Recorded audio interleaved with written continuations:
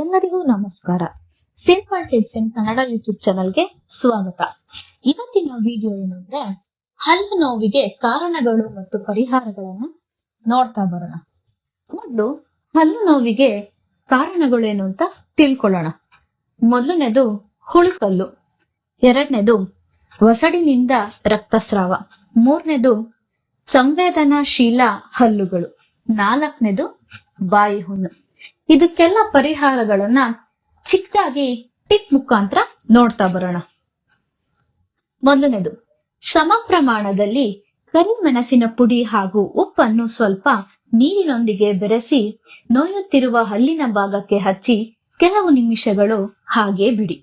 ಎರಡನೇದು, ಬೆಳ್ಳುಳ್ಳಿಯನ್ನು ಚೆನ್ನಾಗಿ ಅರೆದು ಅದಕ್ಕೆ ಸ್ವಲ್ಪ ಉಪ್ಪು ಅಥವಾ ಸೈಂಧವ ಲವಣ ಬೆರೆಸಿ ನೋಯುತ್ತಿರುವ ಹಲ್ಲಿಗೆ ಹಚ್ಚಿ.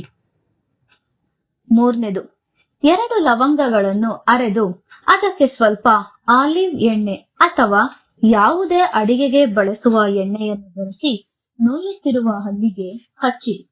ಲವಂಗದಲ್ಲಿ ಬ್ಯಾಕ್ಟೀರಿಯಾವನ್ನು ಕೊಲ್ಲುವ ಗುಣ ಇರುವುದರಿಂದ ಹಲ್ಲಿನ ಸೋಂಕು ನಿವಾರಣೆಯಾಗಿ ಹಲ್ಲು ನೋವು ಪರಿಹಾರವಾಗುತ್ತದೆ.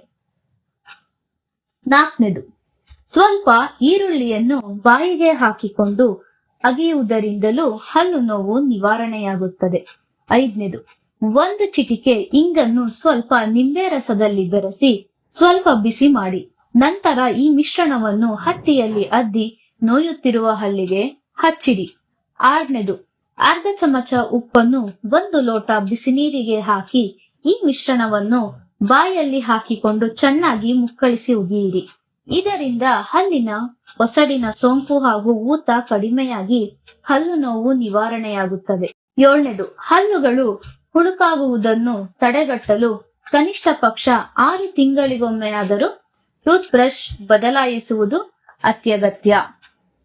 ಈ 7 ಟಿಪ್ಗಳನ್ನ ಯೂಸ್ ಮಾಡಿ ಹಲ್ಲು ನೋವಿನಿಂದ ಮುಕ್ತರಾಗಿ ಎಂದು ಹೇಳುತ್ತಾ, ಈ ವಿಡಿಯೋ ಇಷ್ಟ ಆದಲ್ಲಿ ಲೈಕ್ ಮಾಡಿ, ಶೇರ್ ಮಾಡಿ, ಕಮೆಂಟ್ ಮಾಡಿ ಹಾಗೂ ಸಬ್ಸ್ಕ್ರೈಬ್ ಮಾಡಿ.